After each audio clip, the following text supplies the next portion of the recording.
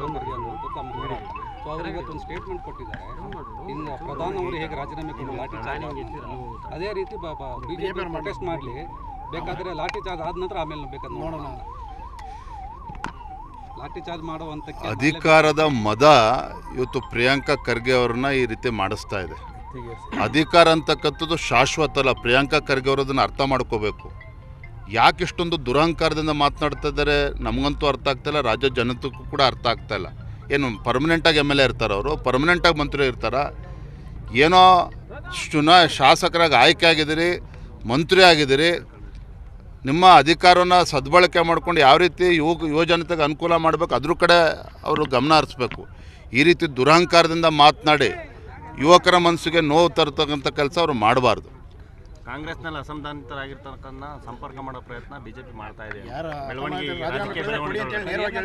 ಇಲ್ಲಿ ಅಸಮಾಧಾನ ಇರುವಂಥದ್ದು ಸಿದ್ದರಾಮಯ್ಯನವರು DK ಶಿವಕುಮಾರ್ ಮಧ್ಯೆ. ನಮಗೇನು ಅಸಮಾಧಾನ ಇಲ್ಲ. ರಾಜ್ಯದ ಜನ ನಮ್ಮನ್ನು ವಿರೋಧ ಪಕ್ಷದಲ್ಲಿ ಕೂರಿಸಿದ್ದಾರೆ. ವಿಪಕ್ಷದಲ್ಲಿ ಕೂತ್ಕೊಂಡು ನಾವು ಯಾವ ರೀತಿ ನಾವು ಚಟುವಟಿಕೆ ಮಾಡಬೇಕು ಅದು ಮಾಡ್ತಾ ಇದ್ದೇವೆ. ಇನ್ನೂ 2 ವರ್ಷಗಳ ಕಾಲ ನಾವು ಕಾಯ್ತೇವೆ ವಿರೋಧ ಪಕ್ಷದಲ್ಲಿ ಕೂತ್ಕೊಂಡು. ನಮಗೇನು ಆತುರ ಇಲ್ಲ. ಇವತ್ತು ವಾಸ್ತವಿಕ ಸತ್ಯ ಏನು, ಮುಖ್ಯಮಂತ್ರಿಗಳು ಸಿದ್ದರಾಮಯ್ಯನವರು ಮುಖ್ಯಮಂತ್ರಿಗಳಿದ್ದಾಗ DK ಶಿವಕುಮಾರ್ ಅವ್ರಿಗೆ ತೊಂದರೆ ಕೊಡೋಂಥ ಕೆಲಸ ಮಾಡಿದ್ರು. ಈಗ DK ಶಿವಕುಮಾರ್ ಅವರು ಮುಖ್ಯಮಂತ್ರಿ ಆದಮೇಲೆ ಈಗ ಸಿದ್ದರಾಮಯ್ಯನವರು DK ಶಿವಕುಮಾರ್ ಇಳಿಸೋದಕ್ಕೆ ಏನು ಗುದ್ಲಿ ಪೂಜೆ ಮಾಡಬೇಕು ನೆನ್ನೆ ಮಾಡಿದ್ದಾರೆ. ಮಂಡಲ ವಿಸ್ತರಣೆಗೆ ಅವ್ರು ಬಂದಿಲ್ಲ ಸಿದ್ದರಾಮಯ್ಯನವರು. ಸಿದ್ದರಾಮಯ್ಯನವರು ಮತ್ತು DK ಶಿವಕುಮಾರ್ ಮಧ್ಯೆ ಆಗ್ತಾ ಇರುವಂತಹ ಒಳಜಗಳ, ಗೊಂದಲ ಇವತ್ತು ರಾಜ್ಯವನ್ನು ಬಲಿ ತೆಗೆದುಕೊಳ್ತಾ ಇದೆ. ಇವ್ರಿಗೇನಾಗಬೇಕಾಗಿರೋದಿಲ್ಲ. ಇವ್ರಿಗೆ ಕೇವಲ ಅಧಿಕಾರವನ್ನು ಹೇಗೆ ಉಳಿಸ್ಕೊಂಡು ಹೋಗಬೇಕು, ಯಾವ ರೀತಿ ಹಂಚ್ಕೋಬೇಕು ಇದ್ರ ಬಗ್ಗೆ ತಲೆ ಕೆಡಿಸ್ಕೊಂಡಿದ್ದಾರೆ ವಿನಃ ರಾಜ್ಯದ ಬಗ್ಗೆ ಕಿಂಚಿತ್ತೂ ಕೂಡ ಕಾಳಜಿ ಇಲ್ಲ. ನಾನಿವತ್ತು ತಮ್ಮ ಮುಖೇನ ರಾಜ್ಯದ ಮುಖ್ಯಮಂತ್ರಿ ಕೇಳೋದಕ್ಕೆ ಇಚ್ಛೆ ಪಡ್ತೇನೆ. ನಿನ್ನೆ ತಾವೇನು ಕ್ಯಾಬಿನೆಟ್ ಎಕ್ಸ್ಪೆನ್ಷನ್ ಮಾಡಿದ್ದೀರಲ್ಲ, ಸಮಗ್ರ ಕರ್ನಾಟಕದ ಹಿತವನ್ನು ಇಟ್ಕೊಂಡು ನೀವೇನಾದರೂ ಕ್ಯಾಬಿನೆಟ್ ಎಕ್ಸ್ಪೆನ್ಷನನ್ನು ಮಾಡಿದ್ದೀರಾ? 7-8 ಜಿಲ್ಲೆಗಳಿಗೆ ಇವತ್ತು ಕ್ಯಾಬಿನೆಟಲ್ಲಿ ರೆಪ್ರೆಸೆಂಟೇಷನ್ ಇಲ್ಲ. ಮಂಕಾಳ್ ವೈದ್ಯ ಇವತ್ತು ಫಿಷರ್ಮೆನ್ ಕಮ್ಯುನಿಟಿಗೆ ಸೇರ್ತಕ್ಕಂಥವ್ರು, ಮಗುವೀರ ಕಮ್ಯುನಿಟಿ ಸೇರ್ತಕ್ಕಂಥವ್ರು, ಅಂಥ ಅತ್ಯಂತ ಹಿಂದುಳಿದ ವರ್ಗಕ್ಕೆ ಸೇರಿರ್ತಕ್ಕಂಥ ಮಂಕಾಳ್ ವೈದ್ಯರ ಹೆಸರು ದೆಹಲಿಯಿಂದ ಪಟ್ಟಿಯಲ್ಲಿ ಬಂತು. ಇಲ್ಲಿ ಕಟ್ ಮಾಡೋಂಥ ಕೆಲಸ ಮಾಡ್ತು ಅಂತ ಹೇಳಿದ್ರೆ ಇವತ್ತು ಆ ಸಮಾಜದ ಬಗ್ಗೆ ಯಾವ ರೀತಿ ಕಳಕಳಿ ಇಟ್ಕೊಂಡಿದ್ದಾರೆ ಮಾನ್ಯ ಮುಖ್ಯಮಂತ್ರಿಗಳು ಅಂತೇಳಿ ಇದರಲ್ಲೇ ಗೊತ್ತಾಗ್ತದೆ.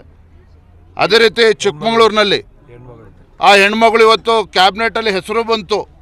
ಹಾಲು ಮತಸ್ಥ ಸಮಾಜಕ್ಕೆ ಸೇರಿರ್ತಕ್ಕಂಥ ಗಾಯತ್ರಿ ಅವರು, ಅವರ ಹೆಸರು ಬಂದು ದೆಹಲಿಯಿಂದ ಬಂದರೂ ಕೂಡ ಇಲ್ಲಿ ಕಟ್ ಮಾಡುವಂಥ ಕೆಲಸ DK ಶಿವಕುಮಾರ್ ಅವರು ಮಾಡಿದ್ದಾರೆ ಮುಖ್ಯಮಂತ್ರಿಗಳು. ಇದರಲ್ಲೇ ತೋರಿಸ್ತದೆ ಮಾನ್ಯ ಮುಖ್ಯಮಂತ್ರಿಗಳಿಗೆ ಸಿದ್ದರಾಮಯ್ಯನವ್ರ ಬಗ್ಗೆ ಮತ್ತು ಹಾಲು ಮತಸ್ಥ ಸಮಾಜದ ಬಗ್ಗೆ ಎಷ್ಟು ದ್ವೇಷ ಇದೆ ಇದರಲ್ಲೇ ಗೊತ್ತಾಗ್ತದೆ.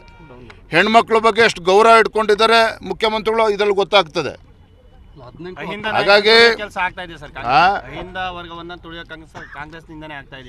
ಇದನ್ನು ಸಿದ್ದರಾಮಯ್ಯನವರೇ ಕ್ಯಾಬಿನೆಟ್ ಎಕ್ಸ್ಪೆನ್ಷನ್ಗೆ ನೆನ್ನೆ ರಾಜಭವನಕ್ಕೆ ಬರ್ದೇನೆ ಅವರ ಒಂದು ಏನು ಸಹಮತ ಇಲ್ಲ ಅನ್ನೋದನ್ನು ಅವ್ರು ತೋರಿಸ್ಕೊಟ್ಟಿದ್ದಾರೆ. ಅಸಮಾಧಾನವನ್ನು ತೋರಿಸ್ಕೊಟ್ಟಿದ್ದಾರೆ ನೆನ್ನೆ ಸಿದ್ದರಾಮಯ್ಯನವರು. ಒಟ್ಟಾರೆಯಾಗಿ ಮಂತ್ರಿಮಂಡಲದ ವಿಸ್ತರಣೆ ಇರ್ಬೋದು, ಮಾನ್ಯ ಮುಖ್ಯಮಂತ್ರಿಗಳಿರ್ಬೋದು, ಕಾಂಗ್ರೆಸ್ ಸರ್ಕಾರ ಇರ್ಬೋದು, ರಾಜ್ಯದ ಅಭಿವೃದ್ಧಿ ಬಗ್ಗೆ ಚಿಂತನೆ ಇಲ್ಲ.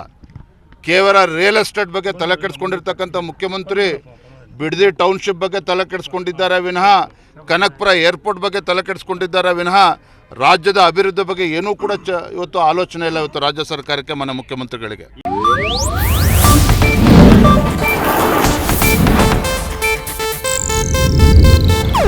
ಇದು ಏಷ್ಯಾನೆಟ್ ನ್ಯೂಸ್ ನೆಟ್ವರ್ಕ್ ಪ್ರಸ್ತುತಿ.